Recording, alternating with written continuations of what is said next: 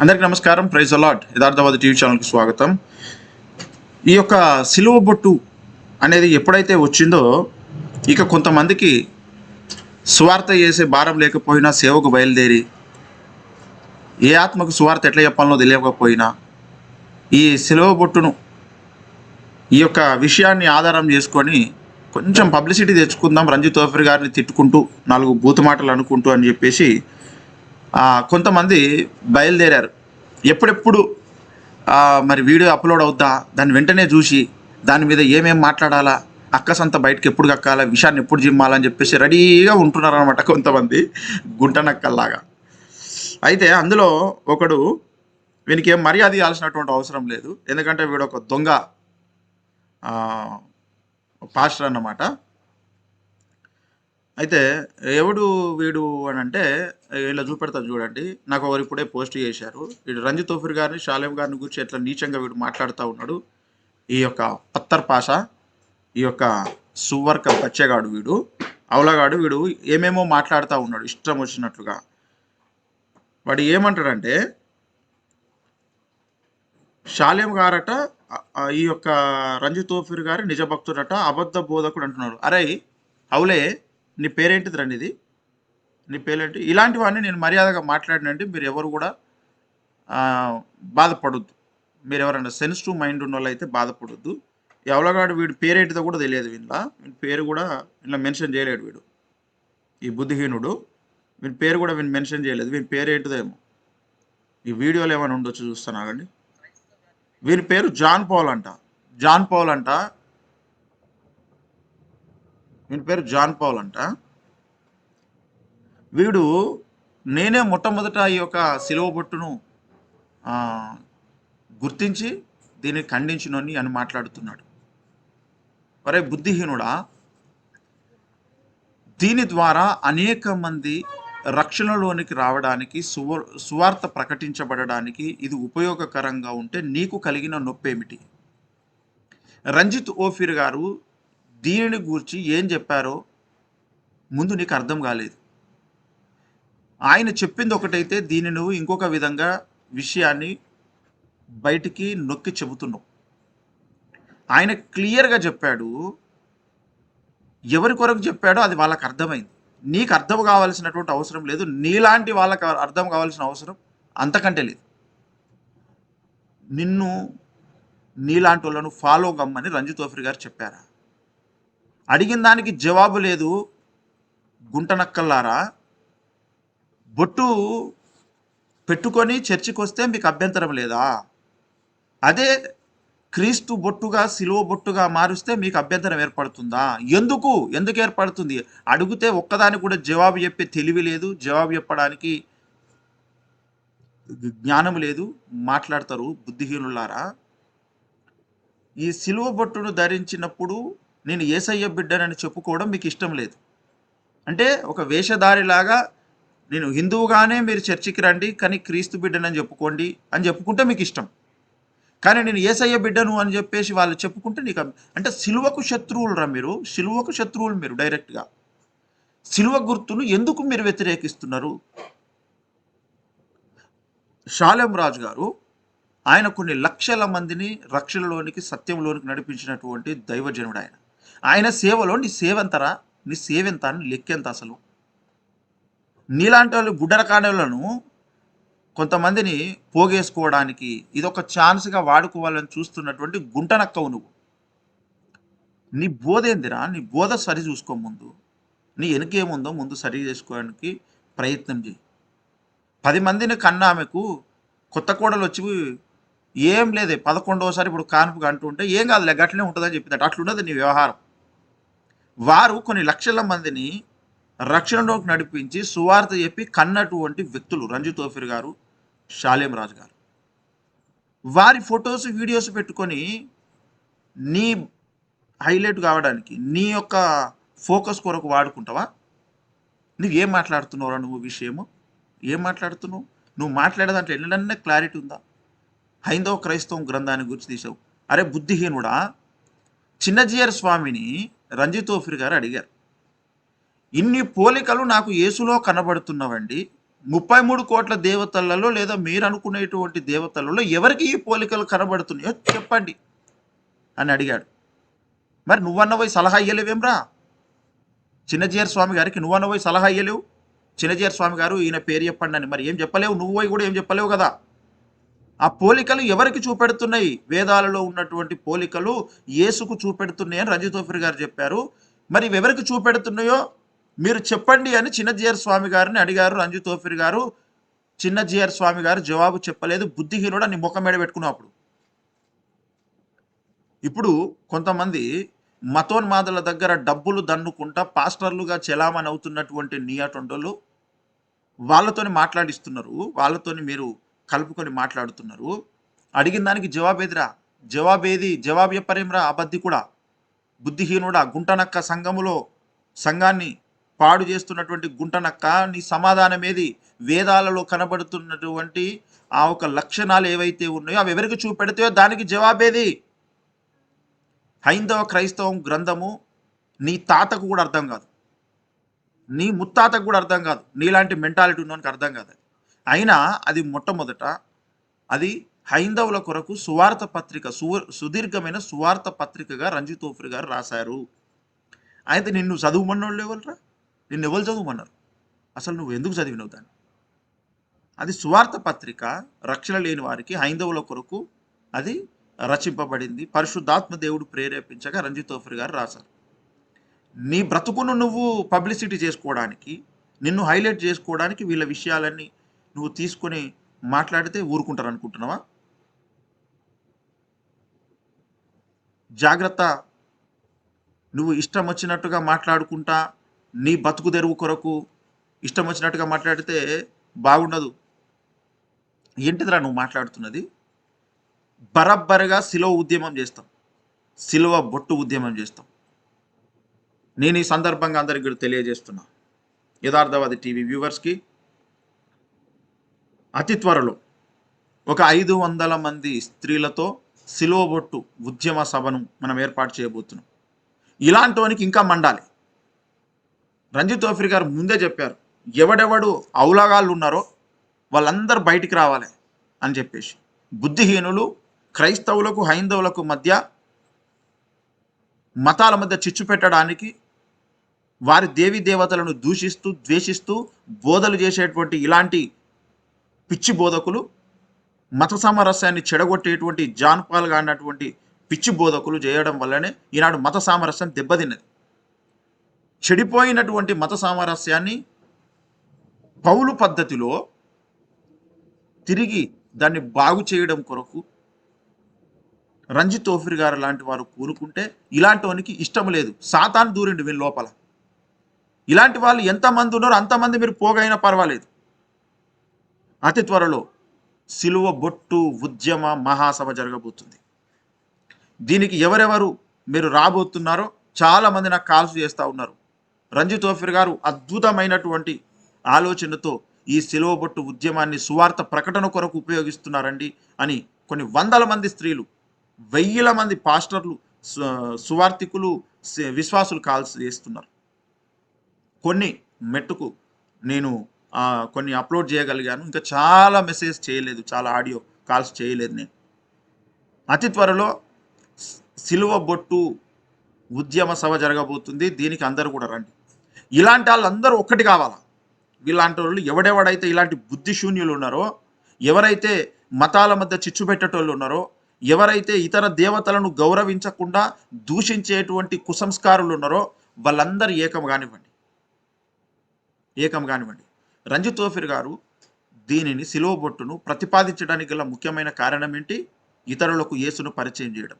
అవును, ఈ John Paul గాడు అనేటోడు వీడు ఇప్పుడు రంజితోఫిర్ గారిని తిడుతూ, అవమానిస్తూ, అవహేళన చేస్తూ వాడు ఎవరికి సేవ చేస్తున్నాడండి?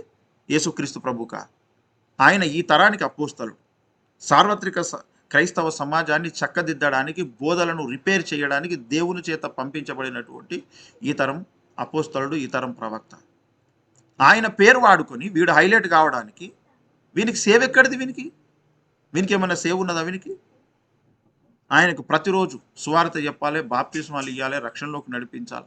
మేమేమో ఆ పనుల మీద నిమగ్నమైతే ఇలాంటి ఇంకేం లేదు, ముందట కూర్చోవాలా, మొబైల్ పెట్టుకోవాలా, ఓ వీడియో చేయాలా, దానికి ఒక విచిత్రమైనటువంటి మాటలు పెట్టి, అబద్ధపు మాటలు పెట్టి, దూషణ మాటలు పెట్టి పబ్లిసిటీ తెచ్చుకోవాలి. ఇలాంటి బుద్ధిహీనులు సోషల్ మీడియాలో కొంతమంది తయారయ్యారు. రంజిత్ తోఫీర్ గారు ప్రారంభించింది దేని కొరకు? సువార్త వ్యాప్తి కొరకు, సువార్త ఖచ్చితమైన ప్రకటన కొరకు. ఇది అపోస్తలుడైనటువంటి పౌలు భక్తుని పద్ధతిలో చేస్తున్నారు. దీన్ని షాలేం రాజు గారు వారు చాలా కరెక్ట్గా దాన్ని తీసుకొని వారు ప్రజెంటేషన్ చేశారు.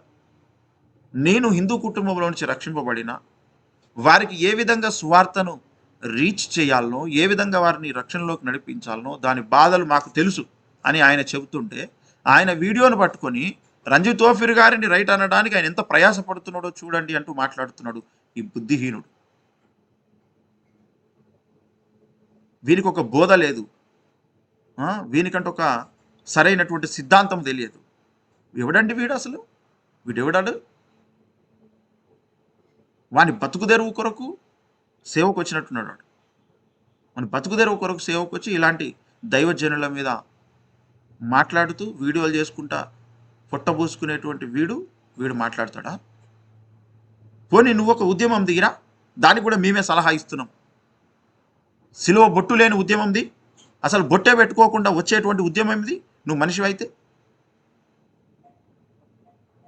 మేము ఒక ఉద్యమం చేస్తున్నాం కదా, మేము ఇప్పుడు ఒక ఉద్యమం చేస్తున్నాం, సిలువ బొట్టు ఉద్యమం చేస్తున్నాం.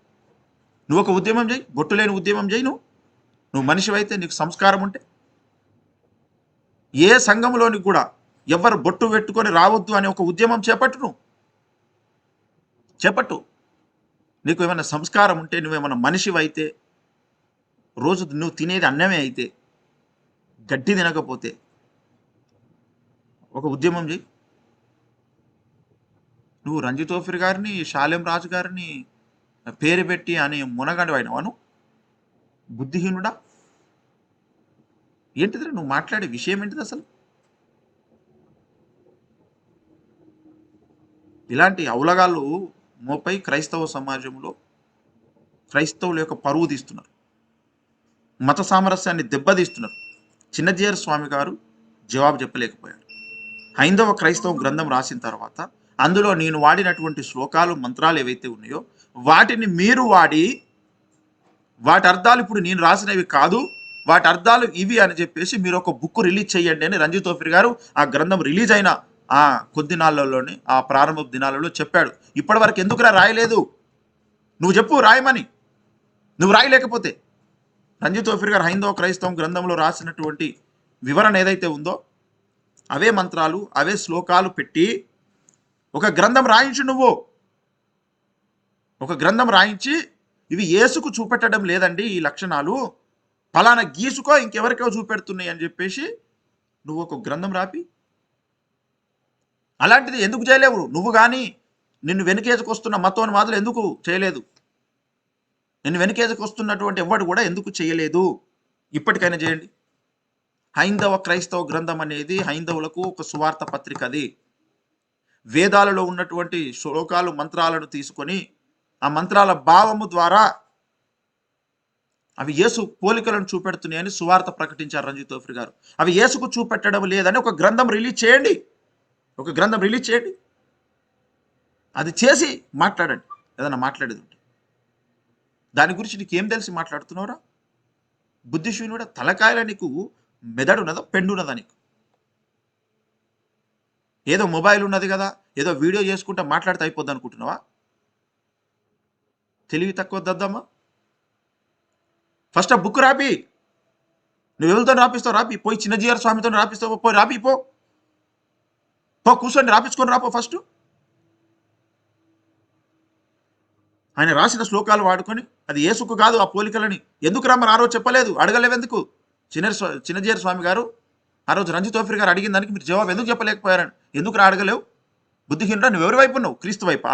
రంజిత్ తోఫీర్ గారు ఎవరి వైపు ఉన్నాడు? క్రీస్తు పక్షంగా పోరాడుతున్న అసలు సిసలైన ఈ తరం పౌలు ఆయన. నువ్వేం చేస్తున్నావు?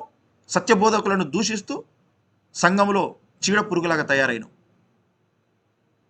ఇక వానికి ఇంకా కొంతమంది సపోర్టర్స్ మీరెంతమంది ఏకమైనా మేము చేయాలనుకునేటువంటి కార్యక్రమం నీ జేజం వచ్చిన వాడు ఆపలేడు.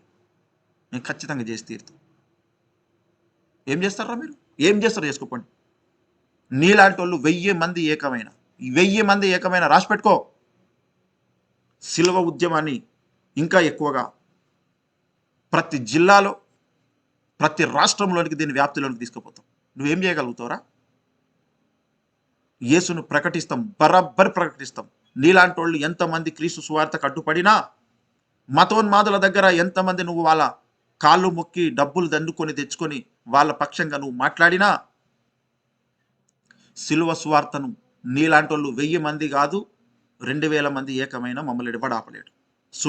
సిలువ సువార్తను మేము ఖచ్చితంగా చేసి తీరుతాము. బుద్ధిహీనుడా, సిగ్గు లేదు మాట్లాడడానికి? రంజిత్ తోఫ్రీ గారి గురించి మాట్లాడడానికి సిగ్గు లేదురా? సిగ్గు అనిపించట్లేదు? ఏం మాట్లాడుతున్నావు? సోయుడిని మాట్లాడుతున్నావా? ఎలా రా అబద్ధికుడు? ఎలా? ఏ విషయానికి అబద్ధికుడు? యేసు దేవుడు కాదన్నాడా ఆయన అబద్ధికుడు అనడానికి? బైబిల్ నిజమైన దైవ గ్రంథం కాదన్నాడా అబద్ధికుడు అనడానికి?